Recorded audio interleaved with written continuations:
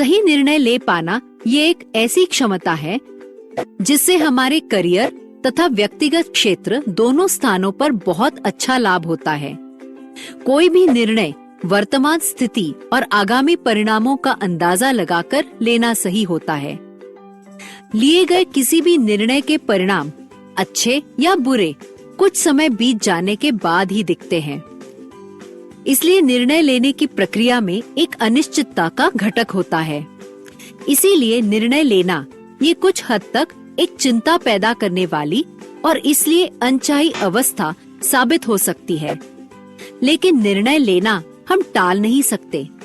ये सच बात है कि अभ्यास से निर्णय लेने की प्रक्रिया अच्छे से समझ में आने लगती है, आसान लगने लगती है और साथ ही अपना निर्णय निभाने की क्षमता भी बढ़ जाती है, क्योंकि अंततः हमारे निर्णय की जिम्मेदारी हमारी ही होती है। काम की जगह पर तो बार बार निर्णय लेने की स्थितियां आती हैं। इसलिए इस क्षमता का सही ढंग से और जानबूझकर अभ्यास करना महत्वपूर्ण होता है।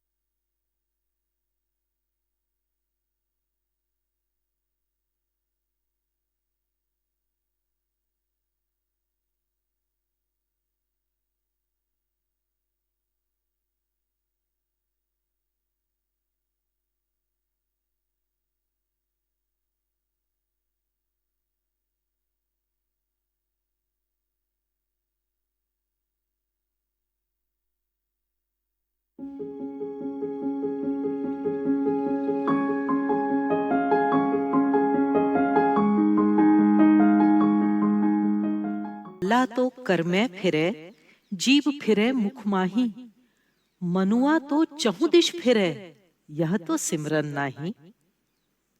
अनुशासित सोच लक्ष्य और उपलब्धि के बीच की एक महत्वपूर्ण कड़ी है। नमस्कार, इस सत्र में आपका स्वागत है।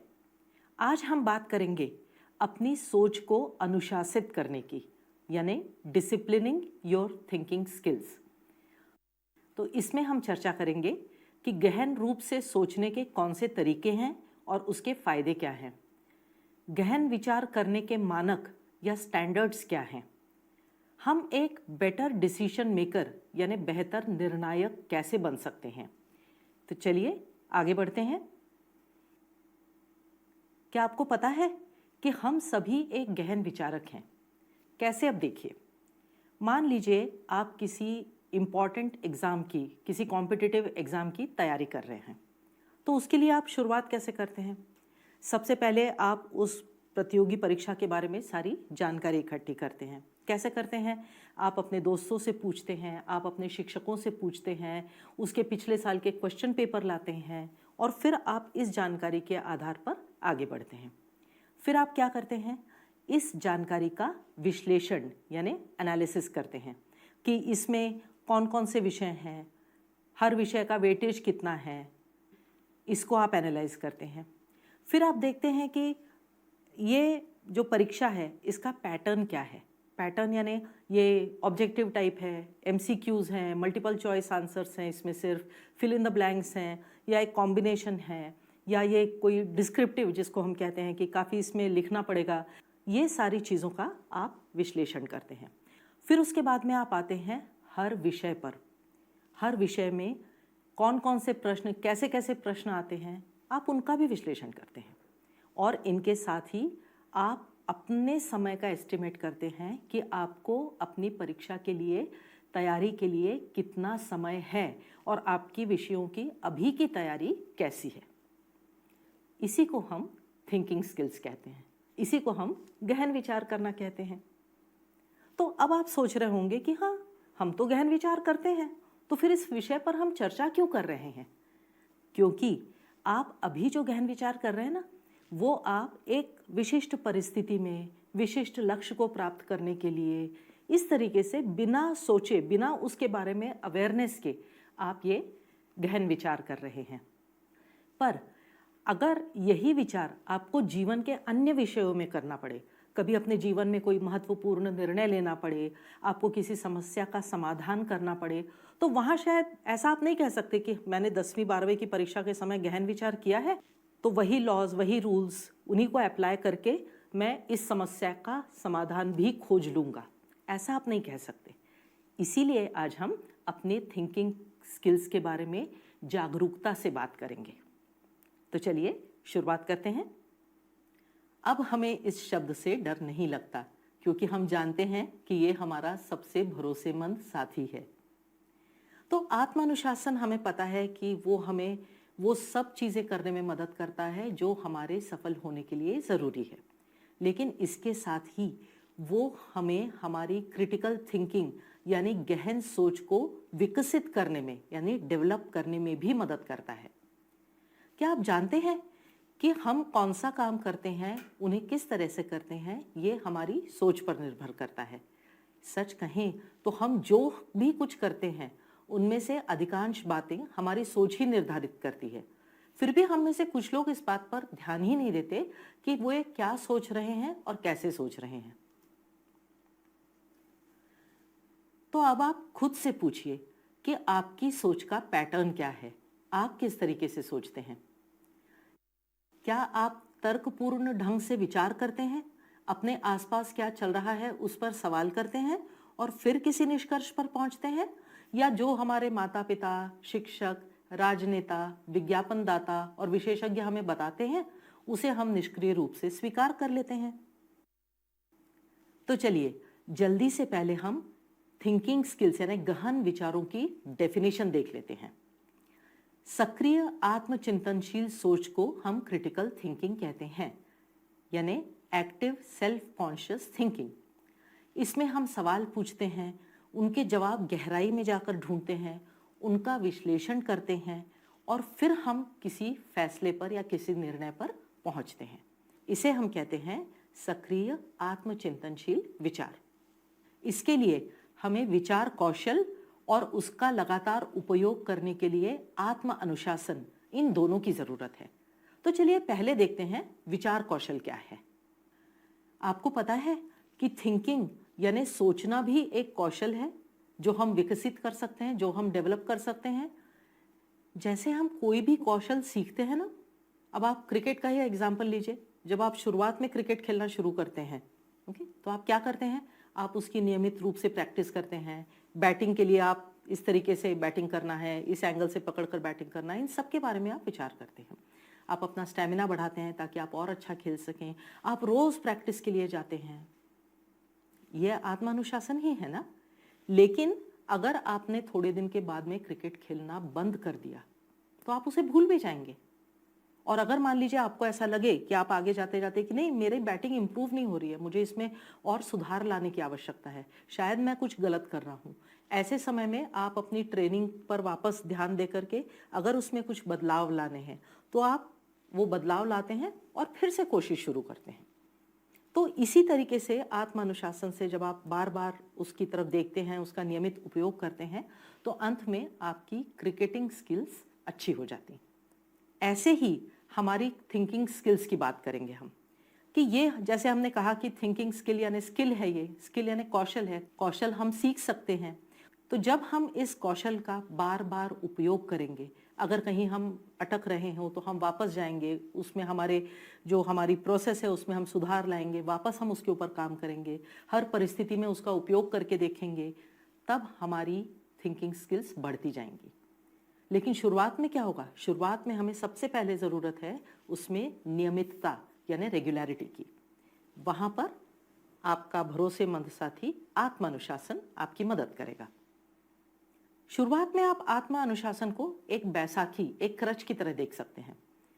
क्या होता है, जब कभी हमारी टांगों में चोट आ जाती है, हमारी एक्सीडेंट में मान लीजिए टांग टूट जाती है, हमारे पैर कमज़ोर हो जाते हैं, तो हम बैसाखी का उपयोग करते हैं थोड़े समय के लिए। उस बैसाखी के सहारे हम चलते हैं, एक्सरसाइज करते हैं, अपने मसल्स में, अपनी टांगों के मसल्स में शक्ति बढ़ाते हैं, और जब हमारी टांगों में शक्ति आ जाती है, हम बैसाखी का प्रयोग छोड़ देते हैं। उसी तरीके से शुरुआत में जब आप थिंकिंग स्किल्स की बात करेंगे, तो आप पहले, जब तक आपको उसकी आदत नहीं लग जाती, जब तक आप थिंकिंग स्किल्स का उपयोग करने नहीं लगते, आपके अंदर की सोच करने की शक्ति जब तक डेवलप नहीं हो जाती, तब तक आपको आत्म अनुशासन की ज़रूरत है। उसके बाद में क्या होगा? ऐसा नहीं कि उसके बाद आत्म अनुशासन की ज़रूरत नहीं है आपको, लेकिन आपको पता है कि अगर हम बार बार किसी चीज़ के बारे में सोचते रहे, किसी चीज़ का प्रयोग करते रहे, तो ये क्या बन जाती है? हमारी आदत। और आदतें तो आपको पता है बहुत डीप रूटेड होती हैं। तो इसीलिए हम अपने थिंकिंग स्किल्स को अपने ही बलबूते पर, बिना उसका रोज प्रैक्टिस किए, अगर आपको उसको 4 दिन के बाद में भी अगर आपको उसका उपयोग करना है, तो आप कर सकेंगे, क्योंकि आपकी आदत पड़ चुकी है। इसीलिए अगर आप गहन विचारक बनना चाहते हैं, तो आपको सबसे पहले अनुशासित रहकर इसका प्रयोग निरंतर करना पड़ेगा, जब तक यह आपकी आदत न बन जाए।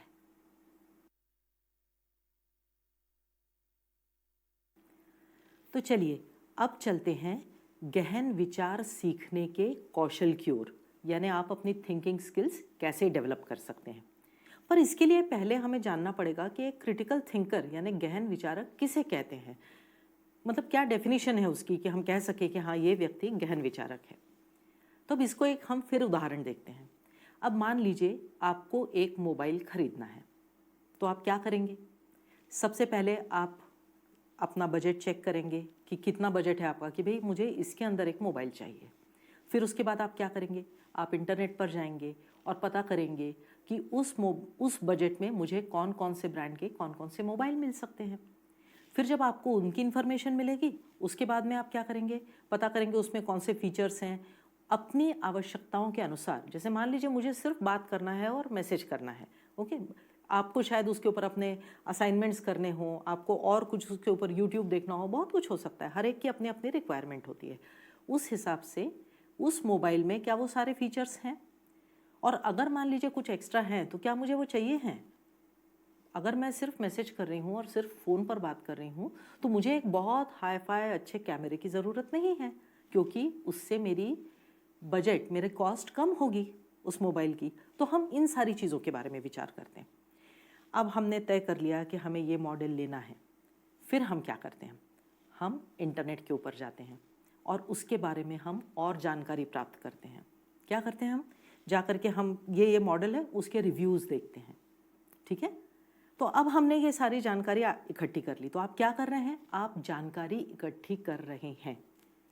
ठीक है, उसके बाद में आप जब रिव्यूज़ देख रहे हैं और आप अपने दोस्तों को भी पूछ रहे हैं कि भाई किसी के पास में है ये मॉडल, कोई यूज़ कर रहा है तो बताओ भाई इसमें क्या कमियां हैं, क्या खूबियां हैं, मुझे क्या लेना चाहिए। आप उनसे पूछते हैं, आप रिव्यूज़ देखते हैं। ठीक है, और उसके बाद में अब ये सारी जानकारी आपके पास में आ गई है। अब आप बैठकर इसको एनालाइज करते हैं, विश्लेषण करते हैं। कैसे करते हैं? देखिए, अगर मान लीजिए एक मोबाइल के ऊपर सिर्फ 300 लोगों के रिव्यूज़ हैं, ठीक है, और उसमें उन्होंने उसकी रेटिंग दी है 4.5, और दूसरा मोबाइल है उसी रेंज का जिसमें कुछ अलग फीचर्स हैं, लेकिन उसमें 1000 लोगों के या 2000 लोगों के रिव्यूज़ हैं और उन्होंने उसका रेटिंग दिया है 4, तो आप किस पर विश्वास करेंगे? आप जिसमें ज़्यादा रिव्यूज़ हैं उस पर विश्वास करेंगे, क्योंकि ज़्यादा लोगों ने उसके बारे में बात की है। यहाँ तो आपके पास लिमिटेड डेटा है ना। तो अब आप क्या कर रहे हैं? आप उस चीज़ का विश्लेषण कर रहे हैं, ठीक है। अब इस विश्लेषण के आधार पर मान लीजिए आपने एक मोबाइल चुन लिया, लेकिन आपको मज़ा नहीं आ रहा कि नहीं, ये मेरे ख्याल से इसमें ये चीज़ है जो मुझे नहीं चाहिए, इसकी वजह से मेरी कॉस्ट बढ़ रही है उसकी, तो आप दूसरे मोबाइल को चुनेंगे और दूसरे मोबाइल को चुनते समय आप फिर इसी प्रोसेस में से जाएंगे जब तक आपको आपकी पसंद का मोबाइल ना मिल जाए।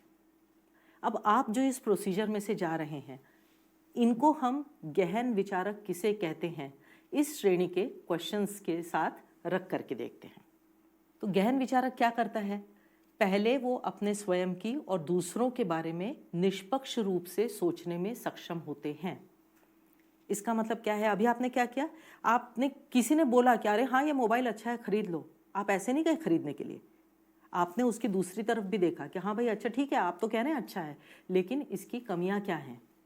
बहुत ऑब्जेक्टिव वे में, बहुत अच्छे से आपने उस चीज़ को एनालाइज किया। दूसरी बात, वे किसी निष्कर्ष पर आने से पहले किसी मुद्दे के सभी पक्षों को देखते हैं। तो इसमें आपने क्या किया? उस मॉडल में, उस मोबाइल में कौन कौन से फीचर्स हैं, क्या उनकी मुझे आवश्यकता है, आपने सारी चीज़ें एनालाइज की। इसमें कौन सा, क्या एंड्रॉयड का कौन सा इसमें वर्जन है, ये कितने दिन चलेगा, ये सारी चीज़ों को आपने बिल्कुल निष्पक्ष रूप से देखा। तीसरी बात, गहन विचारक किसी बात पर विचार करने से पहले सबूत की मांग करते हैं जिसे किसी और ने सत्य बताया हो। अब आपने देखिए क्या किया? रिव्यूज़, आपने जो 300 वाले रिव्यूज़ थे, आप उसको आपने बोला हाँ ठीक है 300 ही लोगों ने दिया है, मुझे ज़रा ज़्यादा लोगों से पता करने दो इसके बारे में क्या है। फिर आपने उन रिव्यूज़ के ऊपर भरोसा नहीं किया, आपने अपने आस पड़ोस के लोगों से पूछा कि भाई तुम्हारा क्या मत है इसके बारे में, है ना। तो आप किसी चीज़ से प्रभावित नहीं हुए वहाँ पर कि अरे हाँ सारे रिव्यूज़ कह रहे इतना अच्छा है तो चलो खरीद लेते हैं, ऐसा नहीं किया आपने। ये एक गहन विचारक की विशेषता हुई। अगली बात, वो चीज़ों की सतह देखकर, यानी सरफेस वैल्यू पर वो किसी चीज़ को नहीं लेते हैं। अब जब आपने मोबाइल ख़रीदा तो आपने ये थोड़ी देखा कि अरे हाँ उसका मोबाइल का कवर कितना अच्छा है, उसमें बटन कितने जैज़ी हैं, कलर कितना सुंदर है। इन चीज़ों को देख कर के आपने नहीं लिया ना मोबाइल। आपने उसके फीचर्स देखकर जो आपको आवश्यक हैं उन्हें देखकर आपने मोबाइल लिया है। फिर उसके बाद गहन विचारक बनने के लिए हम खुद से कुछ प्रश्न भी पूछते हैं, जैसे क्या ये सच है? Is it true? हमें जो इन्फॉर्मेशन मिली मोबाइल के बारे में, क्या वो सच है? सब लोग सही कह रहे हैं? हम इसके बारे में भी खुद से बात करते हैं कि हम उस पर कितना विश्वास करते हैं। अब वो सच है या नहीं है ये तो हम नहीं बता सकते, पर क्या हम उस पर विश्वास करते हैं? क्या ये महत्वपूर्ण है? Is it important? यानी मुझे जो चाहिए वो क्या उस मोबाइल में है? बाकी की काफ़ी फैंसी चीज़ें हो सकती है, मेरे लिए ज़रूरी नहीं है वो। तो क्या ये मेरे लिए आवश्यक है? और तीसरी चीज़, क्या ये फेयर है? क्या ये उचित है? क्यों हम ये पूछ रहे हैं कि ये इसमें जितने सारे फीचर्स दिए हुए हैं बाकी के जिनकी मुझे आवश्यकता नहीं है, उनके लिए मुझे इस मोबाइल की जो कीमत चुकानी पड़ रही है, is it worth the money? Value for money जिसे हम कहते हैं, ये इस कैटेगरी में प्रश्न आता है। तो देखिए, आपने वो गहन विचारकों के सारे जो उनके क्वेश्चंस हैं, जो उनकी विशेषताएं हैं, वो सारी आपने पूरी की बिना सोचे कि आप क्रिटिकल थिंकिंग कर रहे हैं, है ना। तो जैसा कि हम पहले कह चुके हैं कि आप ये सारी चीज़ें करते आए हैं, सिर्फ अब आप इनको अपने जीवन पर अप्लाई कीजिए। और जीवन पर अप्लाई करने के लिए हमें क्या करना है? गहन विचारकों के कुछ स्टैंडर्ड्स हैं, कुछ प्रक्रियाएं हैं, कुछ प्रोसेसेस हैं, कुछ सेट ऑफ रूल्स हैं, जो अगर हम समझ जाएं अच्छे से तो हम अधिक अवेयरनेस से, अधिक जागरूकता से अपने जीवन के जो फैसले हैं, निर्णय हैं, समस्याएं हैं, उनकी तरफ हम ये सारे रूल्स का उपयोग कर सकेंगे। तो चलिए आगे बढ़ते हैं।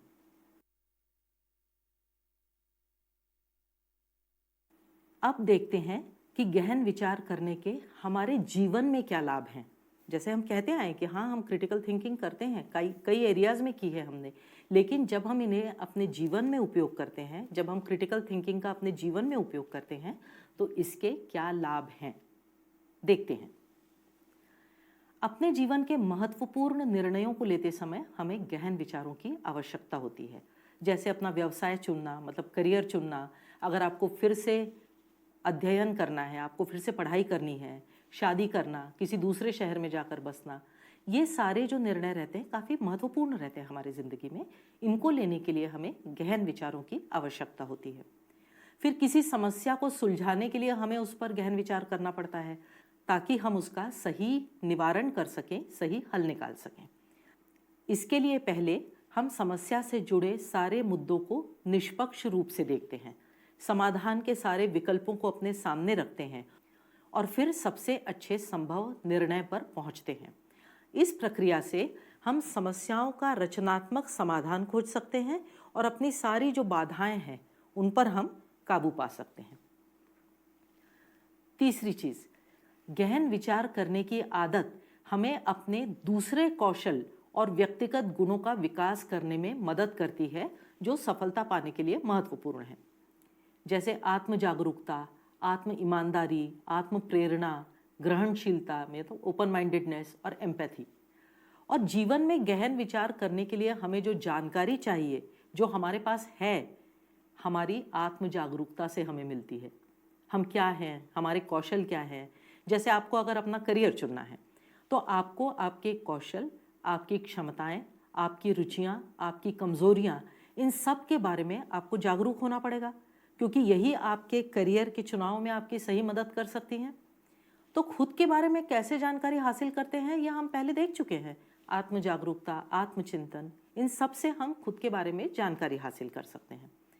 अब यहाँ मज़े की बात यह है कि हम जिन कौशल्यों के विकास की बात कर रहे हैं वही कौशल गहन विचार करने के लिए भी उपयोगी हैं। ये क्लोज लूप है।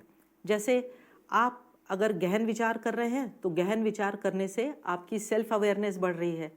आपकी सेल्फ अवेयरनेस बढ़ रही है, इसीलिए आप ज़्यादा गहन विचार कर रहे हैं। तो ये एक दूसरे को स्ट्रेंथन करती जाती हैं। मतलब आपके गहन विचार करने की शक्ति भी बढ़ती जाती है, आपकी आत्म जागरूकता भी बढ़ती जाती है। तो जब ये दोनों चीज़ें एक साथ बढ़ती जाती हैं तो क्या होता है, मान लीजिए आप एक समस्या के हल के बारे में सोच रहे हैं, गहन रूप से सोच रहे हैं, वहाँ जो आपकी आत्म जागरूकता बढ़ी या जो गहन विचार करने की जो शक्ति बढ़ी इस प्रोसेस में, उसका आप अपने जीवन के किसी और क्षेत्र में इस्तेमाल कर सकते हैं। तो क्या हम सभी गहन विचारक हैं? हाँ हैं, लेकिन हम हमेशा गहन विचार सिर्फ अपने ज़िंदगी के निर्णयों के लिए या ऐसे कुछ अच्छी चीज़ों के लिए हम हमेशा नहीं सोचते। हम कई बातें ऐसी भी होती हैं। अब आपको उदाहरण देती हूँ। आपके एक दोस्त ने एक स्टेटमेंट दी, अब आपको बस चिढ़ आ गई उसके ऊपर, तो आपने उस दोस्त को गलत प्रूव करने के लिए उस स्टेटमेंट के विषय में सारी जानकारी खोज डाली, पूरा आपने एनालिसिस किया और उसको आकर बता दिया कि तुम जो कह रहे थे वो गलत है। तो आपने क्या किया? आपने उस स्टेटमेंट के बारे में गहन विचार किया। आप खेलकर बहुत थके हारे घर आ रहे हैं, आपको बहुत भूख लगी हुई है, आपकी माँ ने कुछ चीज़ बनाई है जो आपको बिल्कुल पसंद नहीं है। आप क्या करते हैं? आपको खाना नहीं है वो, तो आप बहाने ढूंढते हैं, बड़े क्रिएटिवली बहाने ढूंढते हैं और उसमें आप साथ ही में इवैल्यूएट भी करते रहते हैं कि ये बोलने से शायद माँ कन्विंस हो जाएगी, उसे बुरा तो नहीं लगेगा। यानी आप रीजनिंग भी कर रहे हैं और इवैल्यूएशन भी कर रहे हैं साथ में कि हाँ, अगर मान लो मैंने ये बोला, माँ ये खाना ना है बहुत अच्छा, इसकी बजाय अगर तुम ये बनाती तो मुझे ज़्यादा अच्छा लगता। आप इसके बारे में सोचेंगे, इससे माँ को बुरा तो नहीं लगेगा। या तो फिर आप दूसरा सोचेंगे कि माँ अभी ना दरअसल बाहर से मैं खाकर आया हूँ या मुझे अपने दोस्त के साथ बाहर जाकर खाना है, तो आज खाना घर पर मैं नहीं खाऊंगा। ये सारी चीज़ें आप करते हैं कि नहीं करते हैं? किस लिए करते हैं? प्रॉब्लम सॉल्विंग, ताकि आपको खाना ना खाना पड़े। और तो एक आप सभी लोग उसके बारे से रिलेट कर सकते हैं, मैंने अपना होमवर्क नहीं किया है और मुझे अपने टीचर को कन्विंस करना है कि मैं कितनी मुझे मुश्किलें आई इसीलिए मैंने ये होमवर्क नहीं किया। तो आप कैसे, आप पूरी अपनी क्रिएटिविटी उसमें लगा देते हैं बताने के लिए कि मैं होमवर्क क्यों नहीं कर पाया। तो ये यहाँ पर भी आप पूरा एनालिसिस करते हैं, आप सोचते हैं, अलग अलग तरीके सोचते हैं आप, क्या मैं ये बोलूँ, क्या मैं ये बोलूँ, क्या इससे टीचर कन्विंस हो जाएंगे। तो आप क्या कर रहे हैं, यहाँ पर भी आप क्रिटिकल थिंकिंग ही कर रहे हैं।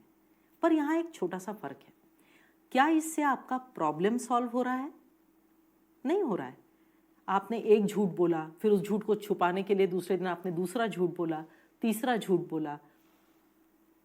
अब एक और बात देखते हैं, ये सब आपने अपने जीवन में, अपने बचपन में कभी ना कभी ज़रूर किया होगा। देखिए, किसी वजह से क्रिकेट मैच आप खेल रहे हैं या देख रहे हैं, आपका होमवर्क रह गया, दूसरे दिन टीचर उसे चेक करने वाली है, अब आपने तो होमवर्क किया नहीं है, तो आप क्या करेंगे, आप रीजनिंग ढूंढेंगे, आप उसकी रीजंस ढूंढेंगे कि क्या बताऊं मैं टीचर को जिससे वो कन्विंस हो जाए। आप अपनी पूरी शक्ति, पूरी क्रिएटिविटी उन एक्सक्यूजेस को फाइंड आउट करने में लगा देंगे। ठीक है, आप बोलेंगे वो तो गया था मैडम, मेरे को तो बुखार आ गया, या घर पर कुछ ये हो गया, जो भी कुछ, आप अपनी पूरी रचनात्मक शक्ति उसमें लगा देते हैं। ठीक है, यहाँ पर भी आप गहन विचार ही कर रहे हैं, लेकिन क्या यहाँ उन विचारों का सही परिणाम हो रहा है? क्या आपका प्रॉब्लम सॉल्व हो गया है यहाँ पर? नहीं। आपका प्रॉब्लम क्या है? आपने होमवर्क नहीं किया है। इसके दीर्घकालीन परिणाम क्या है? आपने होमवर्क नहीं किया है, आपको उस चीज़ का ज्ञान नहीं हुआ है, या इससे रिलेटेड कुछ भी, मान लीजिए इस होमवर्क की वजह से आपको कुछ मार्क्स मिलने वाले थे, वो आपको नहीं मिले हैं, तो आपका प्रॉब्लम नहीं सॉल्व हुआ। इसके दीर्घकालीन परिणाम जो है वो सही नहीं है, लेकिन उस समय आपने बहुत अच्छे से सोचा, बहुत गहन विचार किए, उनके बारे में सोचा। तो हम जब गहन विचार कहते हैं, हमें अगर गहन विचार करना है तो हमें प्रॉब्लम सॉल्विंग के ऊपर भी ध्यान देना है, और जब हम किसी निर्णय पर पहुंचे तो उसके शॉर्ट टर्म कॉन्सिक्वेंसेस और लॉन्ग टर्म कॉन्सिक्वेंसेस पर भी विचार करना है। तो अब आगे बढ़ने के पहले आपको स्क्रीन के ऊपर कुछ क्वेश्चंस दिख रहे हैं, तो आपको उनमें से बताना है कि इन पर्यायों में से गहन विचारक के लक्षण कौन से हैं। 4 स्टेटमेंट्स हैं। पहला, निर्णय लेने से पहले मैं वक्त लेता हूँ। दूसरा, मैं सभी पर्यायों को सही मानता हूँ। तीसरा, मैं सही गलत का फैसला बड़े बुजुर्गों पर छोड़ देता हूँ। चौथा, मैं सभी लोगों के लिए फायदेमंद पर्याय ढूंढना पसंद करता हूँ, ना कि सिर्फ मेरे लिए। अब इन पर्यायों के बारे में आप सोचिए और अपने हिसाब से तय कीजिए कि इनमें से गहन विचारक के लक्षण कौन से हैं।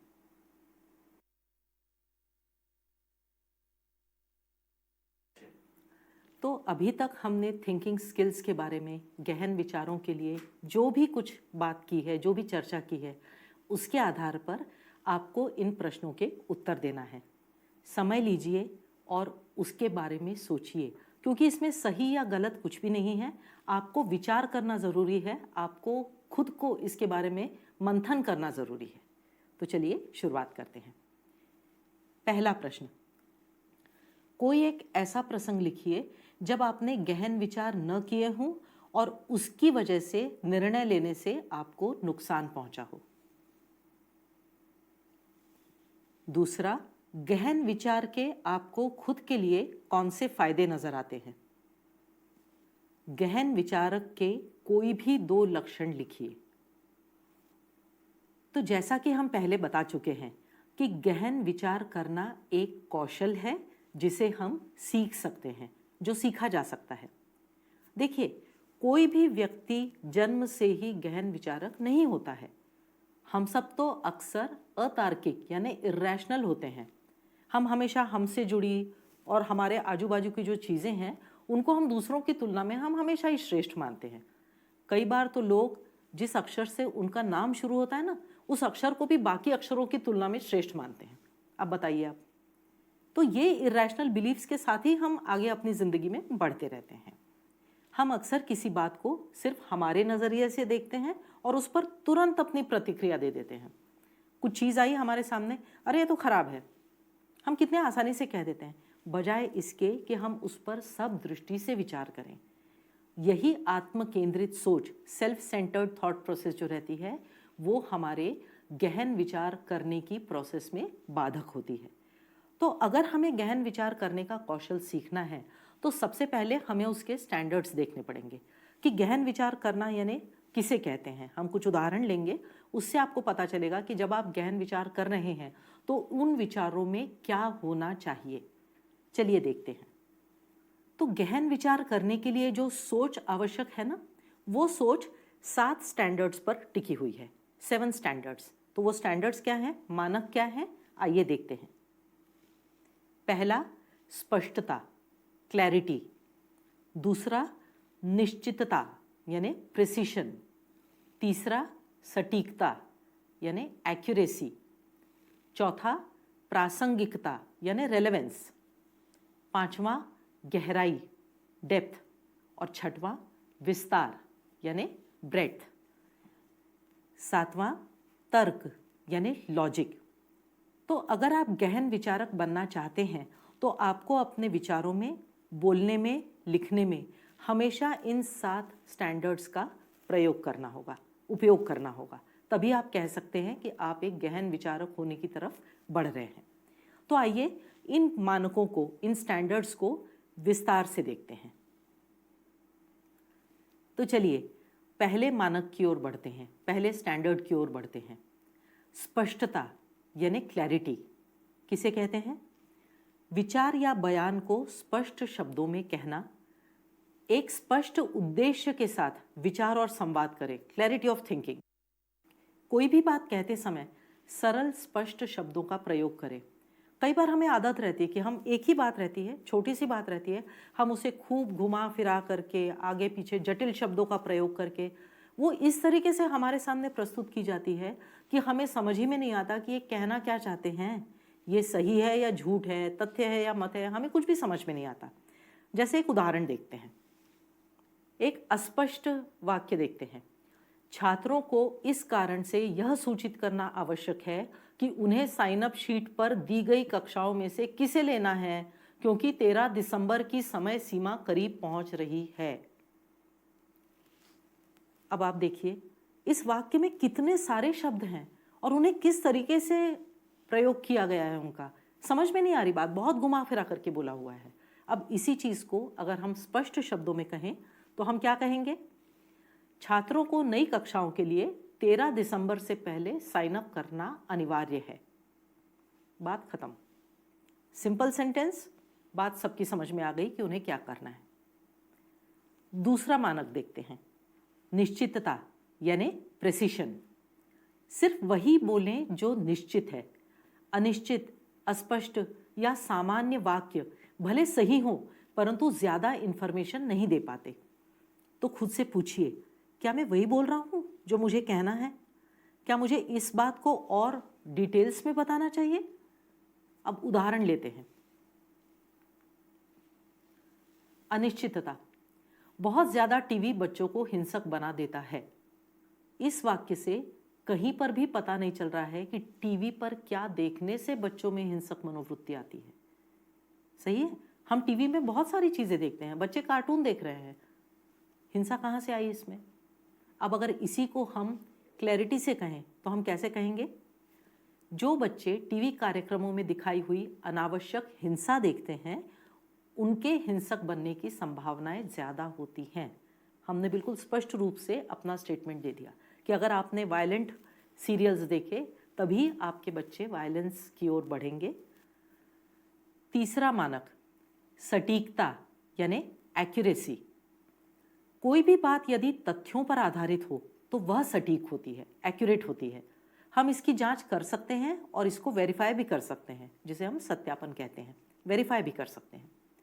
अगर कोई भी एरेनियस स्टेटमेंट जिसे हम कहते हैं, त्रुटिपूर्ण बात, अनुमान या राय को तथ्य की तरह दिखाने का प्रयत्न किया जाए तो ये चीज एकदम गलत है। अब खुद से पूछिए, जब आप अपना कोई भी विचार या कोई भी बात कहते हैं या लिखते हैं तो खुद से पूछिए कि क्या जो मैं लिख रहा हूं वो सही है, वो सत्य है? क्या ये फैक्ट्स पर आधारित है? जो मैं कह रहा हूं तो हवा में तो बात नहीं कर रहा हूं, क्या ये फैक्ट्स पर आधारित है? क्या इसे वेरीफाई किया जा सकता है? और जो ये मैं कह रहा हूं ये किस चीज पर आधारित है, इसका बेस क्या है? और इस जानकारी का जो स्रोत है यानी जो इंफॉर्मेशन का सोर्स है वो कितना ट्रस्टवर्दी है, कितना विश्वसनीय है। अब इसके ऊपर हम एक उदाहरण देखते हैं। ऋतिक रोशन भारत का सबसे सुंदर व्यक्ति है। क्या यह स्टेटमेंट सही है? सुंदरता के अपने अपने स्टैंडर्ड्स होते हैं। हर कोई सुंदरता को अपनी तरफ से देखता है, अपने तरीके से देखता है। तो मेरे लिए कोई और व्यक्ति सुंदर हो सकता है, तो मैं ऐसे स्टेटमेंट तो नहीं दे सकती ना कि अरे नहीं, यही सबसे सुंदर व्यक्ति है, इससे ज़्यादा सुंदर तो कोई है ही नहीं। तो इसका सही वाक्य क्या होगा कि फोर्ब्स मैगजीन ने भारत के जो 10 सबसे सुंदर लोगों की लिस्ट छापी थी, उसमें ऋतिक रोशन का नाम सबसे ऊपर है। अब कोई भी उस मैगजीन को खोलकर देख सकता है कि हाँ, इसमें नाम है। इसमें ये कहीं नहीं कहा जा रहा कि वही सबसे सुंदर है। भाई, उन्होंने एक सर्वे किया, उसके अनुसार उन्हें ये लिस्ट मिली और उन्होंने उसे पब्लिश किया। तो आपकी जो स्टेटमेंट है वो एक्यूरेसी पर आधारित है। उसको कोई ये नहीं कह सकता कि भाई आपने गलत चीज़ बोली है, ऐसा नहीं कह सकता। आप बोलेंगे हाँ, ये देखो, ये किताब में लिखा हुआ है, आप वेरीफाई कर लीजिए। इसे कहते हैं एक्यूरेसी। चौथा मानक, प्रासंगिकता यानी रेलेवेंस। एक विचार या तथ्य तभी प्रासंगिक या रेलेवेंट होता है जब उसका उस विषय से सीधा संबंध हो जिसकी चर्चा की जा रही है। तो जब आप कोई स्टेटमेंट देते हैं तो आपको ये सोचना है कि क्या जो मैं कह रहा हूँ ये मुद्दे से जुड़ा हुआ है, या मैं सिर्फ इसलिए कह रहा हूँ कि मुझे किसी की आलोचना करनी है, कोई अपनी बात मनवानी है, इसके लिए तो नहीं कह रहा हूँ। ये आपको खुद से सोचना ज़रूरी है। इसका उदाहरण देखते हैं।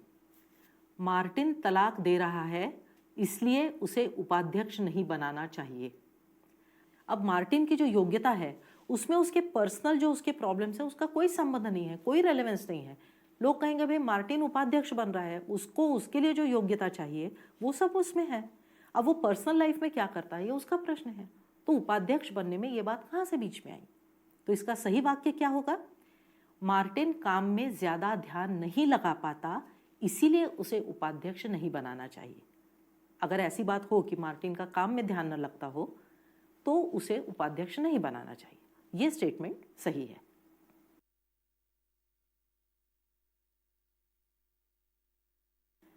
अगला मानक, गहराई यानी डेप्थ। एक विचार में तब गहराई होती है जब वह किसी तथ्य को जानने के लिए उस विषय के सभी मुद्दों पर उसकी गहराई तक जाए। अब गहरा तर्क किसी भी विषय से जुड़े सारे मुद्दों की जांच करता है, जबकि शैलो तर्क उसी विषय की सिर्फ सतही तौर पर, सरफेस वैल्यू पर लेता है। तो खुद से पूछे, क्या मैं उन बातों को मान रहा हूं जिसे किसी ने बिना सोचे ही, बिना गहराई तक जाए ही कह दिया है? तीसरा, ये विषय जितना दिखाई दे रहा है क्या ये उससे ज़्यादा कॉम्प्लेक्स है या यहीं तक है? यानी आप क्या कर रहे हैं? आप गहराई में जाने की कोशिश कर रहे हैं। आप पता करने की कोशिश कर रहे हैं कि क्या मैं कुछ मिस तो नहीं कर रहा हूँ, सिर्फ सरफेस वैल्यू पर तो नहीं ले रहा हूँ किसी चीज़ को। ये नया स्मार्टफोन सबसे अच्छा है, बहुत ही सरफेस वैल्यू पर लिया जा रहा है इस चीज़ को। ज़रूरी तो नहीं है ना कि जो भी नई चीज़ हो वो सबसे अच्छी हो। उसमें कुछ फीचर्स ऐसे भी हो सकते हैं। मान लीजिए नया स्मार्टफोन है, उसका कैमरा कोई बहुत अच्छा उसका रेजोल्यूशन नहीं है, तो क्या आप फिर भी कहेंगे कि यह नया स्मार्टफोन सबसे अच्छा है? या उसके बहुत ज़्यादा वो वज़न में ज़्यादा है, या जो भी कुछ उसकी और कुछ कमियां हो सकती हैं, तो उनके चलते क्या आप कह सकते हैं कि ये नया स्मार्टफोन सबसे अच्छा है? तो इसका सही वाक्य क्या होगा? इस स्मार्टफोन में कई नई सुविधाएं हैं, लेकिन इसका कैमरा पुराने मॉडल की तुलना में उतना अच्छा नहीं है। यहाँ पर आपने नीचे जाकर के उस गहराई तक जाकर के उस स्टेटमेंट को देखा है कि इसमें क्या अच्छा नहीं है, और उसके बारे में आप बात कर रहे हैं कि भाई इसका कैमरा इतना अच्छा नहीं है लेकिन काफ़ी सारे इसमें फीचर्स हैं। तो लोगों को समझने में आसानी हो गई कि हाँ, नया है इसीलिए सारी चीज़ें इसमें अच्छी हैं, ये ज़रूरी नहीं है। अगला स्टैंडर्ड, विस्तार यानी ब्रेथ। किसी भी कथन का विस्तार या किसी भी स्टेटमेंट का जो ब्रेथ रहता है वो इस बात से तय होता है कि उसमें अन्य तर्कों और दृष्टिकोणों पर विचार किया गया है या नहीं। विस्तार से जब हम विचार करते हैं तो आपको उन प्रेजुडिसेस या पूर्वाग्रहों का पता लगाने की भी ज़रूरत होती है और उनको भी एनालाइज करने की ज़रूरत पड़ती है, जो आपके और दूसरों के निर्णय को प्रभावित कर सकता है। प्रेजुडिसेस देखिए हम सभी को रहते हैं, कुछ चीज़ें हमें नहीं अच्छी लगती हैं। तो अगर मान लीजिए मैंने आपसे बोला कि ये चीज़ अच्छी नहीं है, तो आप देखेंगे कि क्या मैं ये ऐसे ही कह रही हूँ, क्या मेरे इसके बारे में कुछ प्रेजुडिस है जिसकी वजह से मैं ये बात कर रही हूँ, इसे कहते हैं विस्तार। आपका दृष्टिकोण कई मुद्दों में से एक हो सकता है। अगर आप कोई चीज़ की बात कर रहे हैं, अगर मैं कोई स्टेटमेंट दे रही हूँ, तो मेरा जो नज़रिया है वो कई नज़रियों में से एक नज़रिया हो सकता है, लेकिन वो पूरा नज़रिया नहीं है। अब इसका एक उदाहरण देखते हैं। तो खुद से पूछे, क्या इस बात को किसी और तरीके से भी देखा जा सकता है? मैं ये जो स्टेटमेंट दे रहा हूँ, क्या can I look it from a different angle? मेरे अपने पूर्वाग्रह या अनुभव मेरे विचारों को कैसे प्रभावित कर रहे हैं? यानी अगर मैं किसी बात के बारे में बात कर रहा हूँ तो मेरे अपने प्रेजुडिसेस हैं, मेरे अपने एक्सपीरियंस हैं उस चीज़ को लेकर के। तो ऐसा तो नहीं है कि मैं जो कह रहा हूँ उसके ऊपर इन सारी चीज़ों का इफेक्ट है। यही बात एक अलग दृष्टिकोण से कैसे दिखेगी? उदाहरण, मैं नहीं जानता लोग राजेश के गिटार बजाने को इतना पसंद क्यों करते हैं, वो तो बहुत ही भयानक है। यह कथन मान लेता है कि राजेश के गिटार बजाने के बारे में ये इकलौता सही दृष्टिकोण है। अब इसका सही या करेक्ट आंसर देखते हैं या करेक्ट सेंटेंस देखते हैं। जो लोग जैज़ पसंद करते हैं उन्हें राजेश का गिटार बजाना अपील करता है, लेकिन मुझे ये अपील नहीं करता। उदाहरण, आजकल का जो संगीत है, जो म्यूज़िक है, वो बहुत ही ज़्यादा लाउड है, बिल्कुल सिर्फ झांझाएँ करते रहते हैं। ये कथन मान लेता है कि आजकल के संगीत के बारे में ये सिर्फ इकलौता सही दृष्टिकोण है। अब इसका जो सही स्टेटमेंट है, जो होनी चाहिए, वो देखते हैं।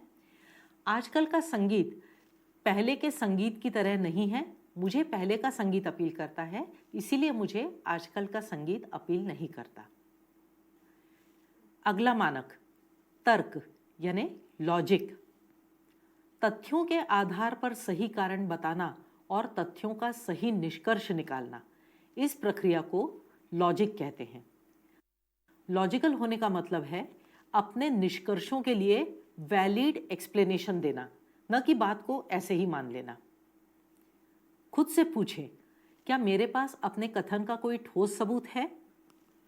क्या कोई ऐसा सबूत है जो इस कथन को गलत साबित कर रहा है?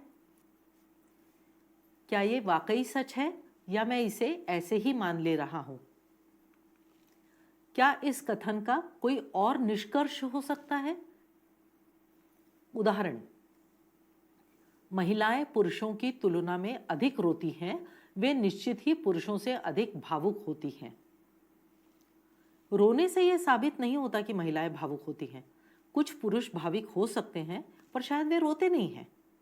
तो इसका सही स्टेटमेंट क्या है? महिलाएं पुरुषों की तुलना में अधिक रोती हैं, वे भावनाओं को पुरुषों की तुलना में अलग तरीके से प्रदर्शित करती हैं, यानी वे इमोशंस जो हैं अपने, वो अलग तरीके से दिखाती हैं। ये स्टेटमेंट सही है। तो चलिए आगे बढ़ने से पहले एक क्विज लेते हैं। स्क्रीन पर दिखाए गए प्रश्नों के आप उत्तर दें। जैसे कि हम पहले हमेशा कहते आए हैं, सही या गलत कुछ नहीं है, आप सिर्फ अच्छे से सोचें और इन प्रश्नों के उत्तर दें। पहला, क्या आप अपने विचार, भाषण और लेखन में गहन सोच के इन 7 स्टैंडर्ड्स को इस्तेमाल करते हैं, इनका पालन करते हैं? इसके लिए आप थोड़ा समय लीजिए और इस प्रश्न का सोच समझकर उत्तर दीजिए। दूसरा प्रश्न, क्या आप पहचान सकते हैं कि इनमें से एक या अधिक स्टैंडर्ड्स आपके स्टेटमेंट में से कब गायब हो रहे हैं?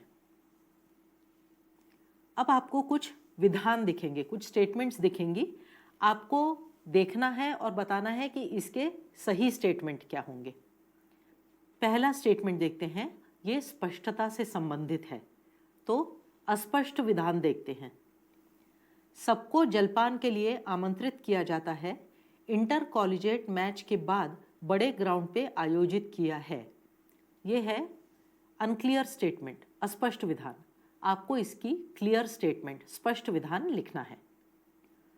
अगली स्टेटमेंट, बहुत ज़्यादा टीवी अधिक हिंसक बना देता है। इसका आपको निश्चित विधान लिखना है, निश्चित स्टेटमेंट लिखनी है। गलत विधान, हमारा ब्रह्मांड बिग बैंग के साथ शुरू हुआ था। इसका आपको सटीक विधान लिखना है। अप्रासंगिक विधान। कृष्णा को अच्छी तरह से पसंद नहीं किया गया है, इसीलिए वह सब विषयों में अनुत्तीर्ण होता है। इसके लिए आपको रेलेवेंट विधान यानी प्रासंगिक विधान लिखना है। उथला यानी शैलो विधान। अधिक जेलों का निर्माण करने से हमारी नशीली दवा की समस्या का समाधान होगा।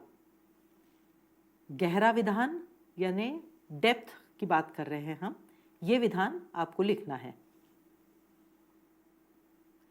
मैं नहीं जानता कि लोग राहुल की गिटार बजने को कैसे पसंद करते हैं, यह बहुत भयानक है। इसका आपको विस्तारित विधान लिखना है। विसंगत विधान यानी इरैशनल स्टेटमेंट। महिलाएं पुरुषों की तुलना में अधिक रोती हैं, वे स्पष्ट रूप से अधिक भावुक होती हैं। इसका आपको लॉजिकल स्टेटमेंट लिखना है।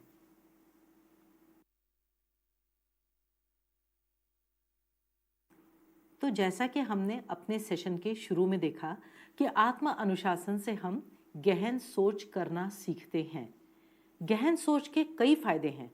इनमें से एक बहुत बड़ा फायदा है एक अच्छा निर्णय लेने की क्षमता बढ़ाना, एक बेहतर निर्णय निर्माता बनना, अ गुड डिसीजन मेकर।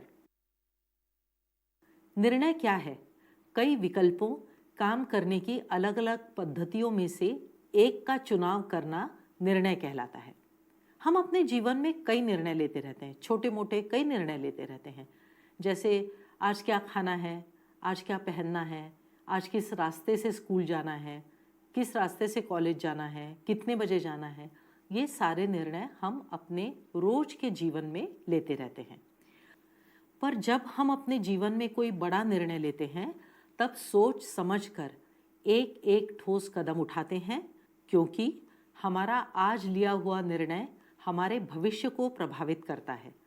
और समझदारी से सिस्टमेटिकली निर्णय लेने के लिए, ठोस कदम उठाने के लिए हमें गहन विचारों की ज़रूरत होती है। एक अच्छा निर्णय लेना क्यों आवश्यक है? चलिए इस बारे में बात करते हैं। हमारे जीवन में अक्सर ऐसी परिस्थितियां आती हैं जहां हमें महत्वपूर्ण निर्णय लेने पड़ते हैं। हमें किस क्षेत्र में अपना करियर बनाना है, ग्रेजुएट होने के बाद हमें और आगे पढ़ना है या पहले नौकरी करके अनुभव प्राप्त करना है, नौकरी करना है या व्यवसाय करना है, व्यवसाय कौन सा करें, हमें कैसा जीवन साथी चुनना है। ऐसे अनेक निर्णय हमारे भविष्य को प्रभावित करते हैं। याद रखिए, जब आप एक बड़ा फैसला करते हैं तो आप अपने लिए एक नए भविष्य का निर्माण करते हैं। जैसे अगर आप अपना होम टाउन छोड़कर किसी और शहर में बसने का निर्णय ले रहे हैं तो आप अपने लिए नया भविष्य के साथ ही नई पॉसिबिलिटीज, संभावनाएं क्रिएट कर रहे हैं। तो सोचिए, आज आप पटना में हैं, कल आप दिल्ली शिफ्ट होने की बात करते हैं, तो दिल्ली में आपका जो भविष्य होगा वो अगर आप पटना में ही रह करके आगे बढ़ते हैं तो उस भविष्य से बिल्कुल अलग होगा। इसीलिए हम कह रहे हैं कि जब आप एक निर्णय लेते हैं तो उससे आप अपना नए भविष्य का निर्माण कर रहे होते हैं। अक्सर अरे जब ज़रूरत होगी तो निर्णय ले लेंगे, तब देख लेंगे, ऐसे सोचकर हम निर्णय टालते जाते हैं। पर जब तक कोई निर्णय नहीं लिया जाता तब तक कोई सकारात्मक परिवर्तन हो ही नहीं सकता। तो अपने सपनों को साकार करने के लिए हमें बेहतर निर्णयों की ही आवश्यकता होती है। और जब हम निर्णय ले लेते हैं तभी हम आगे काम करने के लिए एक एक ठोस कदम उठाते हैं। तो ये तो हुई भविष्य की बात। पर आज जब हम पीछे मुड़कर देखते हैं तो हमें लगता है कि कुछ निर्णय सही साबित हुए, कुछ गलत साबित हुए। कुछ हमें हमारे लक्ष्य के पास ले गए, कुछ नहीं ले गए। कुछ निर्णय हमारे जीवन मूल्यों के अनुरूप थे, कुछ नहीं। पर जब हम अपने निर्णयों के बारे में, उनके प्रति जागरूक होते जाते हैं, उतने ही हम भविष्य में अच्छे निर्णय लेने में सक्षम होते जाते हैं। यानी हमने जो पहले निर्णय लिए हैं उनकी गलतियों से सीख कर हम आगे के जो निर्णय लेते हैं उनमें हम वो गलतियां नहीं करेंगे। अब भविष्य के बारे में तो कोई नहीं जानता, गलतियां किसी से भी हो सकती हैं। आपके पहले लिए गए निर्णय सही भी साबित हो सकते हैं, गलत भी साबित हो सकते हैं। अब गलती किसे कहते हैं? गलती अपने अतीत में किया गया वो कोई भी काम है जिसे अगर आज हमें मौका मिले तो हम अलग तरीके से करेंगे। पर किसी भी समय आप जो निर्णय लेते हैं ना, वो उस समय के लिए सबसे अच्छा निर्णय होता है। गलती अपने अतीत में किया हुआ वो कोई भी काम है जिसे अगर आज हमें मौका मिले तो हम अलग तरीके से करेंगे। पर किसी भी समय आप जो निर्णय लेते हैं वो आपके पास उस समय जो जानकारी होती है उस पर आधारित होता है। ये समझ लीजिए, उस समय का ये सबसे अच्छा निर्णय होता है। पर आगे चलकर उसका परिणाम अगर हमारी सोच के मुताबिक नहीं होता तो हम कहते हैं अरे गलत फैसला ले लिया, हमने गलत निर्णय ले लिया। जबकि जब आपने निर्णय लिया उस समय आपको भविष्य नहीं पता था। दरअसल गलतियां हमें सबसे ज़्यादा सीख देती हैं। अगर हम इन्हें पॉजिटिवली देखें, सकारात्मक रूप से देखें, तो ये हमारे प्रगति के पथ की गाइडिंग लाइट होती है, मार्गदर्शक होती है। जो लोग गलतियां करने से घबराते हैं वो निर्णय भी नहीं ले सकते, क्योंकि अगर ये कहीं गलत साबित हुआ तो। मान लीजिए मुझे अपना काम या अपनी नौकरी उबाऊ लगती है, तो नई जिम्मेदारियों के डर से कि नए काम में पता नहीं कैसी चीज़ें हों, अगर मान लो मैंने ये काम छोड़ दिया, कहीं ये डिसीजन गलत हुआ तो, इस डर से मैं जिंदगी भर वही उबाऊ काम करती रहूँगी, आगे मैं बढ़ूँगी ही नहीं। इसलिए गलतियाँ करने से डरे नहीं। ये समझ लें कि गलतियाँ आपसे होंगी, पर उन गलतियों से सीख लें और आगे बढ़ें। हम अक्सर आवेग में आकर या जोश में आकर कई महत्वपूर्ण निर्णय ले लेते हैं। हालांकि महत्वपूर्ण निर्णय कभी भी सुनियोजित ढंग से सोच समझ कर लेना चाहिए। तो ऐसे में हम क्या करें? देखिए, ऐसे समय में सबसे अच्छा तरीका है एक प्रोसेस फॉलो करें। और वो प्रोसेस क्या है, चलिए देखते हैं। एक ऐसी प्रोसेस जो सारे विकल्प और उनसे जुड़ी संभावनाओं का इवैल्यूएशन करके फिर आपको निर्णय लेने में मदद करे। तो ऐसी जो प्रोसेस है उसमें 7 लॉजिकल स्टेप्स होते हैं। तो पहला स्टेप, आप जो फैसला करने वाले हैं उसकी ज़रूरत को डिफाइन करें। आपको क्या फैसला लेना है, क्यों लेना है। सुनने में ये बहुत स्वाभाविक सी बात लगती है, पर अक्सर हम निर्णय क्यों ले रहे हैं इसका हम गंभीरता से विचार ही नहीं करते। यदि आपका निर्णय किसी समस्या को लेकर है तो पहले ये सोचें कि क्या उस समस्या को आप अवसर में तब्दील कर सकते हैं। कैन यू कन्वर्ट ये प्रॉब्लम को अपॉर्चुनिटी में कन्वर्ट कर सकते हैं। जैसे काम का बोझ एक समस्या हो सकती है कि भाई आपको अपने कार्य क्षेत्र में बहुत ज़्यादा वर्क प्रेशर है, पर हो सकता है कि अगर आप में क्षमता हो आप उसी काम को बहुत अच्छे से करें और आप आगे की तरक्की के लिए या आपकी तनख्वाह में बढ़ोतरी के लिए आप अपने मार्ग खोलें। तो ये जो प्रॉब्लम है कि मुझे बहुत ज़्यादा काम है, ये एक अवसर में तब्दील हो गया ना, एक अपॉर्चुनिटी में कन्वर्ट हो गया। तो ध्यान रखिए, किसी भी समस्या को जब आप डिफाइन करते हैं तो अपने शब्दों का चुनाव सही कीजिए। ध्यान रखिए, किसी भी निर्णय या समस्या को जब आप डिफाइन करते हैं तो अपने शब्दों का चुनाव सही कीजिए, क्योंकि ये आपके फैसला लेने का जो आपका जो प्रोसेस है उसको इफ़ेक्ट करता है। इसे हम फ्रेमिंग इफ़ेक्ट कहते हैं, फ्रेमिंग ऑफ सेंटेंसेस, उस पर से नाम आया है फ्रेमिंग इफ़ेक्ट। एक उदाहरण देखते हैं। मान लीजिए आपको एक नौकरी मिल रही है, लेकिन आप तय नहीं कर पा रहे कि आपको ये नौकरी लेनी चाहिए या नहीं। अब ऐसे समय में आप खुद को वो समस्या बता रहे हैं। इसके कौन कौन से ऑप्शंस हैं, चलिए देखते हैं। पहला, क्या मुझे ये नई नौकरी लेनी चाहिए। दूसरा, क्या मुझे ये नौकरी नकार देनी चाहिए, यानी should I just refuse this job. तीसरा, क्या मुझे नौकरी खोजते रहना चाहिए। चौथा, क्या मुझे बेरोजगार बने रहना चाहिए। अब आप जिस तरीके से यही जो आपको नौकरी मिलने का जो स्टेटमेंट है, इसको आप जिस तरीके से खुद के सामने रखेंगे, आपका निर्णय भी वैसे ही अफेक्ट होगा, प्रभावित होगा। दूसरा, सभी संभव विकल्पों की सूची बनाएं। उस निर्णय से जुड़े जितने भी विकल्प हैं, जितने भी आपके पास में चॉइसेस हैं, उन सब की एक लिस्ट बनाएं। याद रखिए, कई विकल्प, कई चॉइसेस बहुत ही मूर्खतापूर्ण लगेंगे आपको जब आप लिख रहे हैं, लेकिन कोई भी चॉइस मत छोड़िए। जो भी कुछ हो सकता है, जो भी चॉइस है, उन सब की एक लिस्ट बनाएं। कई बार क्या होता है कि उस समय हमें वो जो एक हमारा जो एक विकल्प रहता है वो बहुत ही बेवकूफ़ी भरा लगता है, लेकिन उसमें से एक नया विकल्प भी निर्माण हो सकता है। इसीलिए ये लिस्ट बनाना ज़रूरी है। तो अब हमने, मान लीजिए, ये निर्णय लेने के लिए सारी चॉइसेस ढूंढ ली, सारी चॉइसेस हमने लिख ली।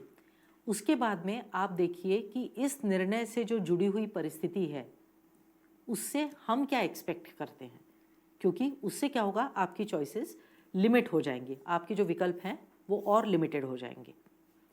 प्रत्येक विकल्प के नतीजे के बारे में जानकारी इकट्ठा करें। अपने फैसले के बारे में आप जितनी ज़्यादा जानकारी इकट्ठा कर सकते हैं, आपके लिए विकल्प ढूंढना और उनको इवैल्यूएट करना उतना ही आसान हो जाएगा।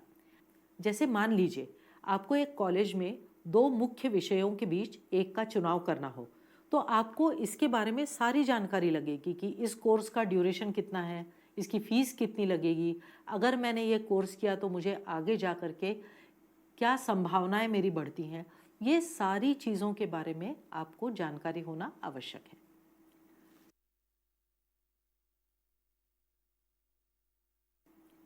चौथा, अपने विकल्पों के संभावित परिणामों को आंकें। यानी क्या है, आपको जज करना है कि आज अगर मैंने ये निर्णय लिया तो इसके पॉसिबल रिजल्ट्स क्या हो सकते हैं।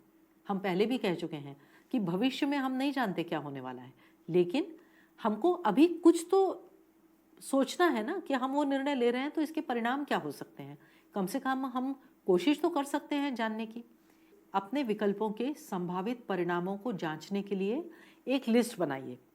एक तरफ उसमें लिखिए, अगर मैंने ये विकल्प चुना तो इसके पॉजिटिव आउटकम्स क्या होंगे, पॉजिटिव रिजल्ट्स क्या होंगे। दूसरी तरफ लिखिए, नेगेटिव रिजल्ट्स क्या होंगे, नकारात्मक परिणाम क्या होंगे।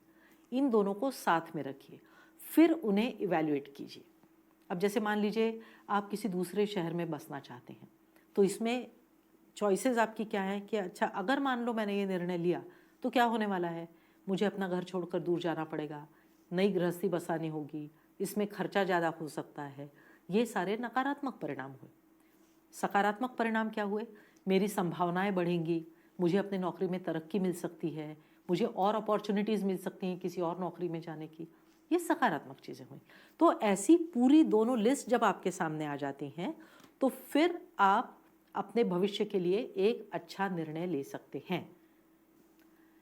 जब आप अपने सारे विकल्पों के परिणाम लिस्ट कर लेते हैं, उनकी सूची बना देते हैं, तो हर चॉइस पर काम करने के तरीकों को परखने के लिए पहले हम फिर वापस आ जाते हैं कि आपके लाइफ के गोल्स क्या हैं और आपके जीवन के मूल्य क्या हैं।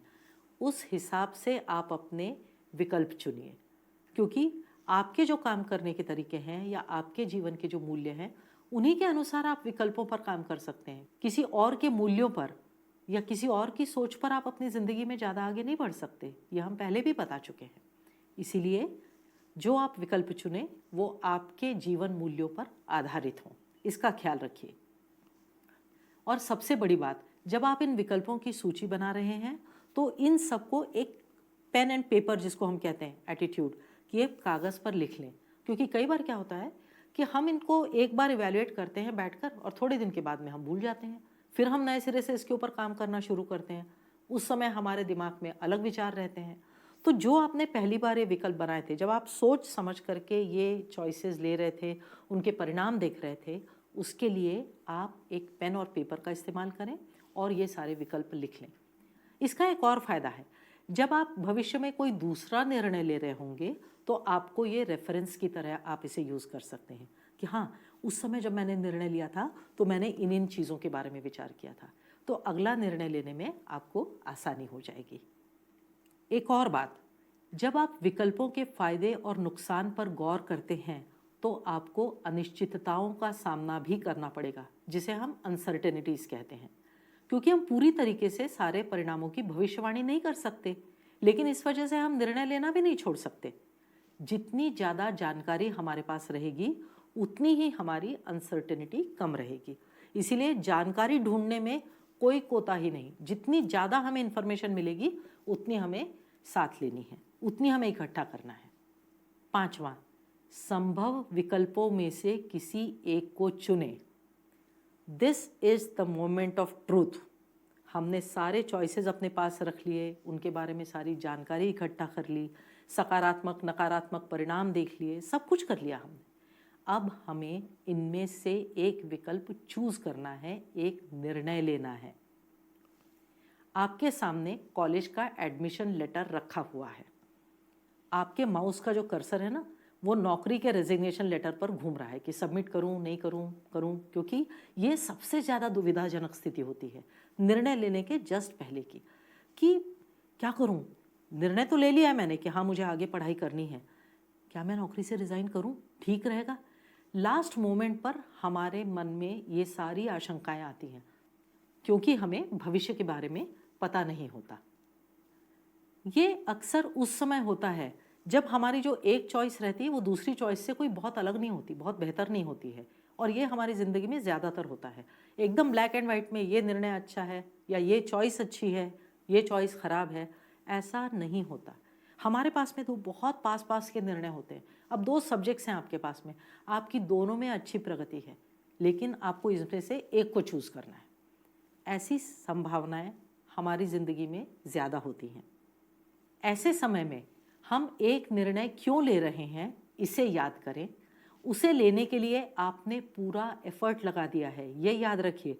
आपने ये सारी मेहनत की है उसके बारे में सारी जानकारी हासिल करने की, तो आप ये निर्णय क्यों ले रहे हैं इसके ऊपर आप खुद भरोसा रखें कि आपने बहुत सोच समझ कर ये फैसला लिया है, बहुत एफर्ट लगाया है। अब नतीजा उसका कुछ भी हो, आपने अपनी तरफ से उस निर्णय को लेने में 100% दिया है। अगला स्टेप, एक बार जब आप कोई निर्णय लें तो उसके ऊपर कायम रहें, उस पर काम करना शुरू करें और कायम रहें कि हाँ अब मैंने ये निर्णय लिया है, मुझे इसी पर आगे बढ़ना है। अब्राहम लिंकन ने कहा था, never change horse's mid stream. ये कहावत यहाँ लागू होती है। लेकिन इसके बावजूद अगर आपको लगे कि नहीं, मुझे नहीं लगता, मैं आगे जब जाकर देख रहा हूँ तो मुझे नहीं लग रहा कि ये निर्णय सही है, तो आप वापस आएँ, कोई बात नहीं, आप वापस आएँ, लेकिन जो नया निर्णय ले रहे हैं उसके ऊपर फिर सुनियोजित ढंग से विचार करें। इससे आपको एक चीज़ पता चलेगी कि आप सही में निर्णय ले रहे हैं, सोच समझ कर ले रहे हैं, या आवेग में ले रहे हैं। 7वां और अंतिम स्टेप, अपनी प्रगति का मूल्यांकन निरंतर करते रहें। ज़रूरी हो तो रास्ता बदलें। किसी भी निर्णय को प्रभावी यानी इफ़ेक्टिव बनाने के लिए अपने अनुभवों से सीखना बहुत ज़रूरी है। अपनी प्रगति का जब आप मूल्यांकन करते हैं तो इस बात का भी मूल्यांकन करें कि आपका निर्णय आपके लिए अच्छे से काम कर रहा है या नहीं। अपनी प्रगति का एक आप जर्नल बना सकते हैं, जब तक आपको इस प्रोसेस की आदत ना हो तब तक। जब आप परिणाम देखते हैं तो खुद से पूछिए, क्या मैंने किसी जानकारी को नज़रअंदाज किया है जो भविष्य में काम आ सकती है? क्या कोई और तरीका या दृष्टिकोण इस निर्णय पर काम करने के लिए बेहतर होता? मैं इन अनुभवों से क्या सीख रहा हूँ? ये प्रश्न ज़रूर करिए जब आप अपनी प्रोग्रेस का इवैल्यूएशन कर रहे हैं उस समय। तो चलिए एक क्विज देखते हैं।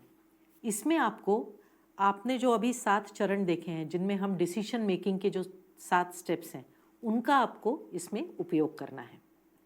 तो पहली स्टेटमेंट इस प्रकार है, आपको एक नौकरी का प्रस्ताव किया गया है लेकिन आप निश्चित नहीं हैं कि आपको उसे स्वीकार करना चाहिए या नहीं। ऐसी हालत में आप कैसे निर्णय लेंगे, कौन सी प्रक्रिया अपनाएंगे? दूसरा, आपको यदि स्कूल में 2 अलग अलग मुख्य विषयों में से किसी एक पर फैसला लेना हो तो आप क्या करेंगे? तीसरा, आपको फैसला करना है कि एक और डिग्री प्राप्त करने के लिए आपको फिर से कॉलेज में प्रवेश लेना है या नहीं। चौथा, आपके पास 2 कॉलेजेस से एडमिशन लेटर्स आपके सामने रखे हुए हैं, आपको इनमें से एक को चुनना है, तो आप निर्णय कैसे लेंगे?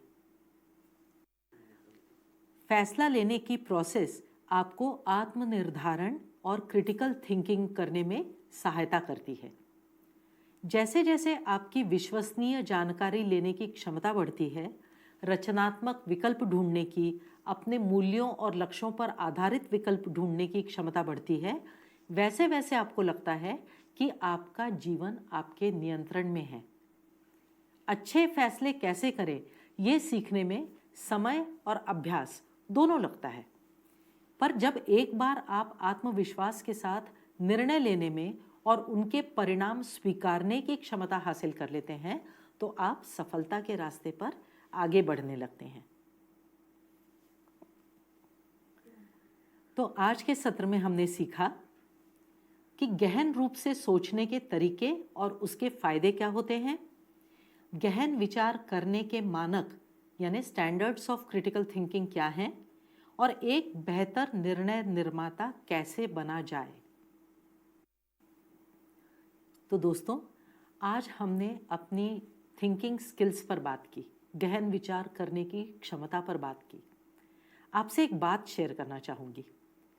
आज हम कोई भी चीज़ लेते वक्त, पैसे खर्च करते वक्त बहुत सोच समझ करके चीज़ें करते हैं, बहुत गहन विचार करते हैं, पर हम अपनी ज़िंदगी जीते वक्त, ज़िंदगी के ज़रूरी फैसले लेते वक्त ये सजगता नहीं दिखाते। हम इंस्टिंक्टिवली जीते रहते हैं। हम सभी को नए ब्रांड्स, नए ऐप्स, नई गाड़ियाँ, उनके मॉडल्स, इनके बारे में बहुत जानकारी रहती है। इतना ही नहीं, आपके जो फेवरेट स्टैंड अप कॉमेडियंस रहते हैं या आपका कोई फेवरेट यूट्यूब चैनल रहता है, उसके ऊपर आपने सब्सक्राइब किया होता है, नए वीडियो आते साथ में आपने नोटिफिकेशन सेट किए होते हैं, आपको इन सारी चीज़ों की जानकारी होती है। जैसे ही वो जानकारी आती है, आप तुरंत उसकी तरफ ध्यान देते कि अरे नया वीडियो आ गया, अरे नया ब्रांड आ गया, मार्केट में नई गाड़ी आ गई। मुझे अगर कोई चीज़ चाहिए होती है ना, तो मैं उससे सबसे पहले अपने बेटे से पूछती हूँ, क्योंकि उसके पास में गूगल से ज़्यादा जानकारी है। पर ज़रा सोचिए, यही दिलचस्पी, यही सजगता, यही जानकारी इकट्ठा करने और उसका विश्लेषण करने का और सही निर्णय लेने का यही उत्साह आप अगर अपने बारे में, अपने जीवन के बारे में रखेंगे, तो निश्चित ही आप एक बेहतर जिंदगी जी सकेंगे।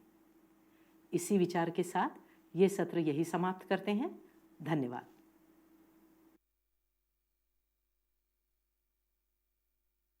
नसीब की चित या पट। एक समय जापान देश के 2 राज्यों में घमासान युद्ध शुरू था। एक राज्य के सेनापति के सेना की संख्या कम थी, लेकिन फिर भी उसे विश्वास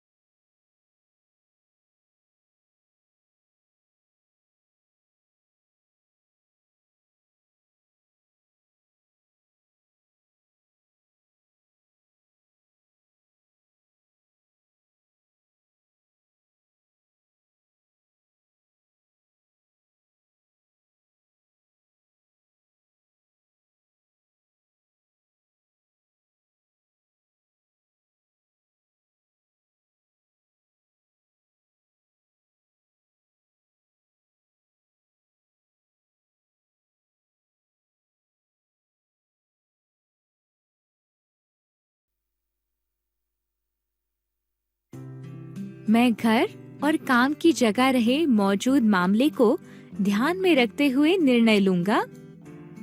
प्रणव ने अपने काम की बारीकियां अच्छे से सीख ली थी। उसे नया काम शुरू किए केवल 8 महीने ही हुए थे। उसे कंप्यूटर ठीक करने का काम पसंद था और चूंकि उसे ये काम बहुत पसंद था, उसने उससे जितना अपेक्षित था उससे भी अधिक सीख लिया था। वो अपने सहकर्मियों को उनके काम में सहायता करता, साथ ही उसके पास हमेशा ही कुछ न कुछ सीखने का समय होता।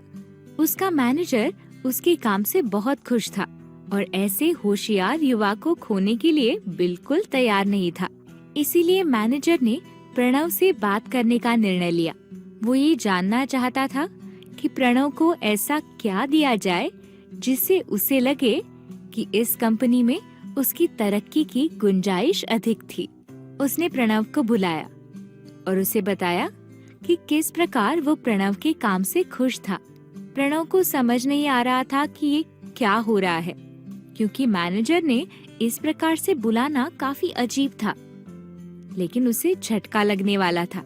मैनेजर ने उसे बताया कि वो उसे एक के बजाय 3 शहरों की जिम्मेदारी और उनकी निगरानी का काम देने के बारे में सोच रहा था। प्रणव की आंखें चमक उठी और उसने कहा कि वो बहुत खुश है और अपने पिता से इस मामले में मशवरा करना चाहेगा। प्रणव मैनेजर से की गई बातचीत और उसे दिए गए अवसर पर विचार करते हुए घर आया। उसने अपने पिता से बात नहीं की, लेकिन कुछ दिनों बाद उसने मैनेजर से बात करने का निर्णय लिया। उसने मैनेजर से पूछा कि इस नई जिम्मेदारी के लिए उसे कितनी यात्रा करनी पड़ेगी। मैनेजर को खुशी हुई कि वो इस प्रस्ताव के बारे में सोच रहा था। उसने कहा कि यात्रा का सारा खर्च कंपनी उठाएगी और उसे कम से कम 14 दिनों तक यात्रा करनी पड़ेगी। प्रणव ने क्षण के लिए विचार किया और फिर कहा कि वो ये प्रस्ताव नहीं ले सकता और वो उसे अस्वीकार करता है। अब मैनेजर के चकित होने की बारी थी। उसने सोचा कि शायद प्रणव अधिक वेतन की अपेक्षा कर रहा था और उसने प्रणव से ये पूछा भी। प्रणव ने बताया कि वो न केवल उसे मिल रहे वेतन से खुश था, बल्कि सीखने को मिल रहे अवसरों को लेकर भी संतुष्ट था, परंतु वो ये जिम्मेदारी नहीं स्वीकार कर सकता था। मैनेजर के चेहरे पर छाया आश्चर्य देखते हुए उसने आगे की बात कही। उसने बताया कि उसके घर उसकी बीमार माँ थी, जिसके लिए उसका आसपास रहना जरूरी था। उसके पिताजी भी बूढ़े हो चले थे और अपने आप घर संभाल नहीं सकते थे।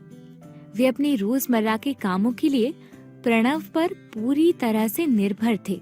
प्रणव ने मैनेजर से कहा, सर, आज वे मेरी प्राथमिकता है। मैं जानता हूँ कि शायद वेतन बढ़ोतरी का मौका और सीखने का मौका मुझे फिर ना मिले, लेकिन मुझे इसे छोड़ना होगा क्योंकि मैं अपने माता पिता को छोड़कर नहीं जा सकता। सच कहूँ तो मैं इस बात को लेकर गर्व महसूस करता हूँ कि मैं अपने माता पिता का ध्यान रख पा रहा हूँ। मेरा अभी का काम मुझे उनका ध्यान रखने दे रहा है और इसीलिए मैं यहाँ और इस काम से खुश हूँ। मैनेजर उठ खड़ा हुआ और उसने प्रणव की पीठ थपथपाई। उसकी आंखें नम थी। वो शाबाशी बहुत कुछ कह गई। उसमें प्रणव के साफ विचार करने और प्राथमिकताओं को निश्चित करने की क्षमता की प्रशंसा थी।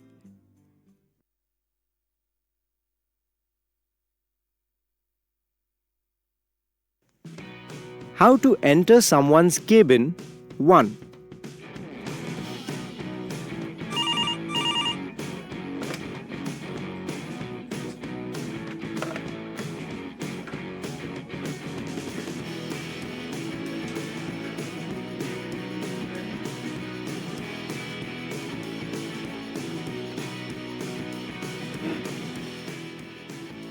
Close the door and wait for half a minute before knocking again.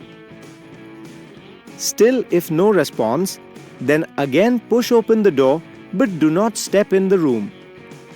Merely put your head in the open door so the person inside can see your face and ask you to come in.